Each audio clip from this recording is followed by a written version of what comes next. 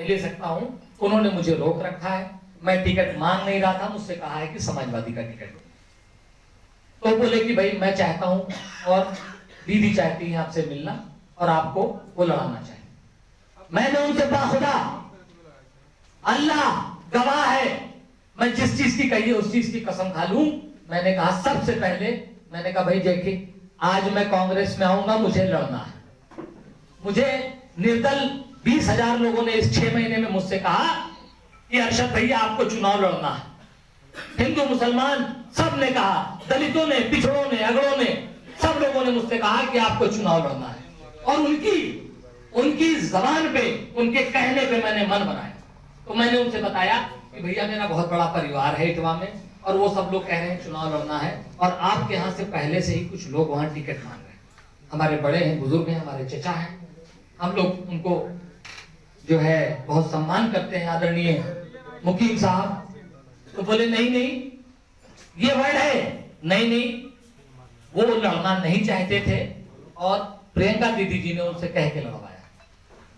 तो मैंने कहा वो क्या होगा, उनका क्या होगा?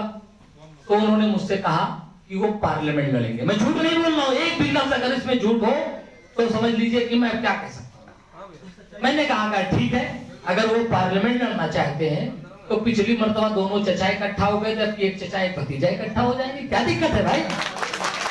गलत कह रहा हूं तो बताइए। मैंने उनसे ये कहा कि अभी तो हमारे और बड़े चचा के रिश्ता बनने जा रहा है, मगर मुझे आप 48 घंटे का मौका दे दीजिए। खुदा बता रहा हूं। और 48 घंटे मैंने समाजवादी पार्टी के जो लोग हमारे थे, बड़े नेता, उनसे कहा कि भाई ये कांग्रेस की तरफ से मेरे पास ऑफर आया है और वो मुझे विधानसभा का टिकट दे रहे हैं और हमारे बड़े, हमारे बुजुर्ग, हमारे कायद आदरणीय मुकीम साहब उनको पार्लियामेंट लड़ाने के लिए कह रहे हैं, तो हमारा वहां पे कोई खलफसार नहीं रह जाएगा। और अगर आप मुझको लड़ा देंगे तो हमारे बड़े चाचा आदरणीय माता प्रसाद पांडे जी वो मेरी मुखालफत करेंगे। तो बोले नहीं नहीं नहीं नहीं, ऐसी बात नहीं है, मुझे 1 दिन का समय और दे दीजिए। बहरहाल उस 2 दिन के बाद मैंने कांग्रेस पार्टी के जो राष्ट्रीय सचिव हैं उनसे कहा कि भाई 24 घंटे का, मैंने 48 घंटे का आपसे समय मांगा था और मैंने कुछ लोगों से अपने मशवरा लिया, जगह जगह आप सब तमाम साथियों से फोन किया, सब ये कह रहे थे भैया निर्दलीय लड़ो, निर्दलीय लड़ो। तो हम कहें भाई निर्दलीय नहीं, कांग्रेस मिला थी देश के सबसे अच्छी पार्टी है। इस 5 साल में अगर सड़क पे कोई नजर आया है तो आदरणीय बहन प्रियंका जी नजर आई है। तो हमने कहा जब एक हमको अच्छा ऑप्शन मिल रहा है तो हम निर्दलीय क्यों लड़े? तो सबने कहा कि नहीं भैया बहुत अच्छा है और हम लोग कांग्रेस से लड़ेंगे। अब मेरे दोस्तों आनंद फानंद में तीसरे ही दिन जैसे मैंने उनको ओके किया तो मुझे 11 बजे परसों अखिलेश यादव जी ने बुलाया, ये आके मिल लीजिए। मैंने उनसे कहा कि मैं अब जबान हार चुका हूं कांग्रेस में और मैं आज जा रहा हूं अपनी बहन प्रियंका जी से मिलने के लिए दिल्ली। और जब जबान दे दी अरशद ने तो आप लोग जानते हैं, चाहे आवे आम चाहे चाहे लबेदा, कह दिया तो कह दिया।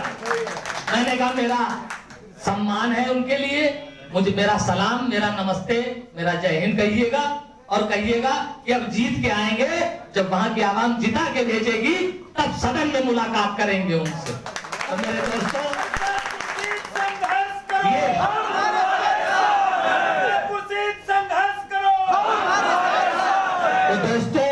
ये जो मैं कह के आया हूं वो किसके दम पे कह के आया? मेरी कोई औकात नहीं है, मेरी कोई हैसियत नहीं है, मैं किसी लायक नहीं हूं।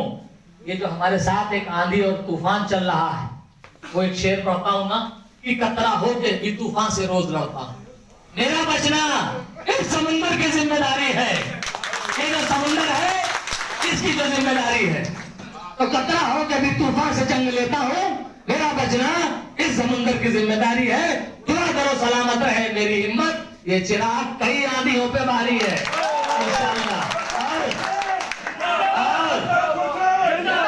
और मेरे दोस्तों फिर मैं फ्लाइट ली और सवेरे परसों चला गया दिल्ली। आदरणीय बहन प्रियंका जी से मेरी बहुत अच्छी मुलाकात हुई और बाखुदा उनसे मिलने के बाद मैंने अहद कर लिया कि अरशद जब तक जिंदा हूं यही रहूंगा।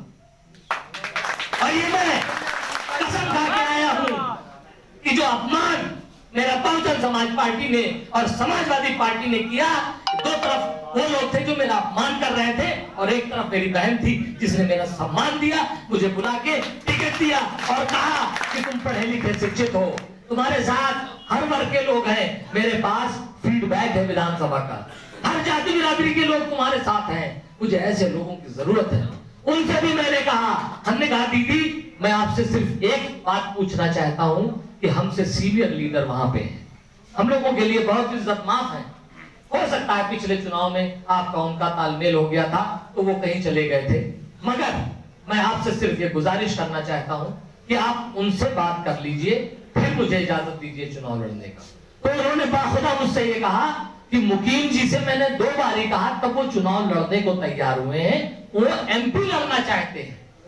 बाखुदा बता रहा हूं, मैंने कहा अगर वो एमपी लड़ने के लिए तैयार हैं तो मैं आपको वादा करता हूं, आप लोगों के दम पे मैं उनके मुंह पे कह के आया कि दीदी अगर उत्तर प्रदेश में अगर 1 सीट जीतेगी तो वो इटवा विधानसभा के जीतेगी। ये आपके घमंड पे, आपकी ताकत पे, आपकी मेहनत पे मैं अपनी बहन से वादा करके आ गया हूं कि अगर उत्तर प्रदेश में पहली सीट कोई जीतेगी तो वो इटवा जीतेगी इंशाअल्लाह।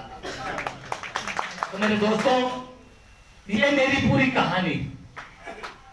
अब वहां से शाम की फ्लाइट से मैं परसों आया, 25 तारीख की बात है, 26 तारीख को मुझे प्रदेश अध्यक्ष जी ने और प्रभारी जी ने बुलाया, मुझे प्रेस कॉन्फ्रेंस में ज्वाइनिंग कराई और मैंने ये भी कहा था कि प्रेस कॉन्फ्रेंस में मैं चाहता हूं कि आदरणीय मुकीम साहब मेरे साथ हों तो मुझे बहुत बहुत अच्छा लगेगा और मेरे लिए बहुत अच्छी बात हो, और उन्होंने भी ये बात कहा। मगर जब वहां मैं पहुंचा और वो नहीं थे तो मैंने पूछा तो पता ये चला कि जो ये टिकटों की लिस्ट थी कई विधानसभाओं की वो रुकी हुई थी, और वो अगर रुकी थी सिर्फ इसलिए कि इटवा का टिकट फाइनल हो जाए ज्वाइनिंग की वजह से, और उन्होंने कहा कि चूंकि समय कम है और बहुत सारे प्रत्याशियों की लिस्ट जारी होनी थी इसलिए उनको बुलाने में असफल रहे। अरे भाई मैंने किसी को आपसे कहा कि आ जाओ मैं ज्वाइन कर रहा हूं, आप बताओ। मैं मेरे बड़े भाई थे असलम भाई, नीचे सो रहे थे अपने फ्लोर पे, मैंने कहा चलिए वहां से फोन आ गया पार्टी ज्वाइन करना है, बोले अरे ऐसे कैसे चले जाएं,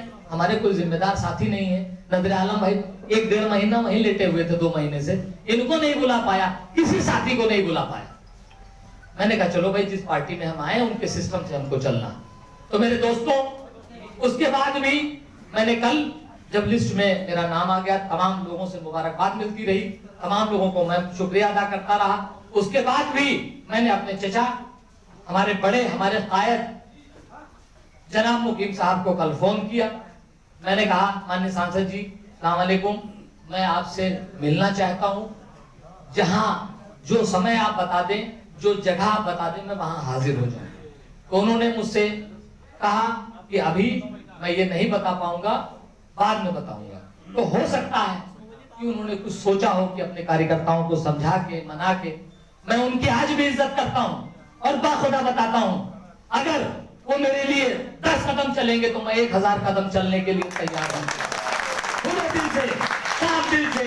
अगर वो मुझे अपना बेटा, अपना भतीजा कहेंगे, बाखुदा उनके बेटे से ज्यादा खिदमत करने के लिए मैं तैयार हूं, और मैं झूठ नहीं बोलता हूं। एक चीज आप लोग जानते हैं, जब मैंने बहुजन समाज पार्टी में रह के, हमारे जो दलित समाज के लोग हैं, जिनके यहाँ लोग जाना नहीं पसंद करते हैं, जिनके यहाँ लोग पानी नहीं पीना पसंद करते हैं, बैठे सुभाष भाई हमारे, संदीप भाई, मनोज भैया हमारे, आप पूछिए कि कभी आज तक किसी भी दलित समाज के आदमी को यह एहसास हुआ है कि अरशद मेरा भाई नहीं है, ये अरशद मेरे घर का बेटा नहीं है। जिस प्लेट में मैं खाता हूँ उस प्लेट में मैं उनको भी खिलाता हूँ। जिस प्लेट में हमारे दरवाजे पे ब्राह्मण समाज के लोग खाते हैं, उसी प्लेट में मुसलमान भी खाते हैं, उसी प्लेट में दलित भी खाता है, उसी प्लेट में पिछड़ी भी खाते हैं। यही हमारी सुंदरता है, यही हमारे देश की एकता है, यही हमारा मुल्क की जो ओरिजिनल डीएनए। तो मेरे दोस्तों, मैं ज्यादा कुछ न कहते हुए, आज मेरा दिल हल्का हो गया। बहुत दिन से आप लोग सोच रहे होंगे कि भैया 2 महीने साहिल लेटा है, काहे हुआ पड़ा है। ये पूरा मामला था, और बाखुदा बता रहा हूं मैं किसी भी पार्टी के दफ्तर पे नहीं गया। समाजवादी पार्टी के एक मर्तबा में ट्रस्ट तक गया हूं बस।